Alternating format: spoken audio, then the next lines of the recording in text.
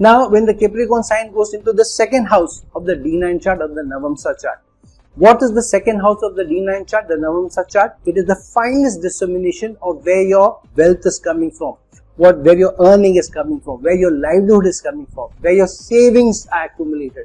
It is also the house of dependence. It is also the house of family lineage. In fact, the second house in the D9 chart, Navamsa chart, is the stronger dissemination of the family's lineage, even more stronger than the D1 chart. Reason being, the D1 chart is more about you yourself. However, the D9 chart is about the relationship, the partnership. Especially if you're married to somebody, you cannot run your own house based on your own principles, your own logic, your own values which you were brought up in your own house. Here, you need to give in a little bit to what the spouse is also bringing in. The spouse will bring in an energy of values which may be slightly different from yours, maybe more flexible than what you think the family should do, the kids should do, the dependents should do. So here, when Capricorn sign goes into the second house, many times the person assumes that I am very practical in my finances, in how much money I spend, where I am earning from, how and where I am making my changes to my livelihood, to my earning, to my job changes, to my career changes. But always that may not be the case. So one has to be more careful of what kind of career decisions you are taking, especially because the family may also get affected. The spouse may get affected, your dependents, your children may also get affected. Sometimes there may be people who are not maybe from your immediate family, not from maybe your spouse or children, maybe your parents who are also dependent on you a little bit, maybe more.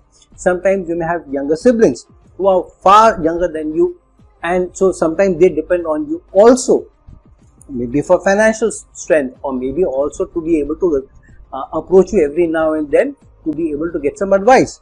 So sometimes you may assume that you are very practical, you are very rule bound, and you are always the person who will do the right thing, but it may not always be the case. However, this is because the second house in the D9 chart is about livelihood, how you are able to focus on your savings, your earnings.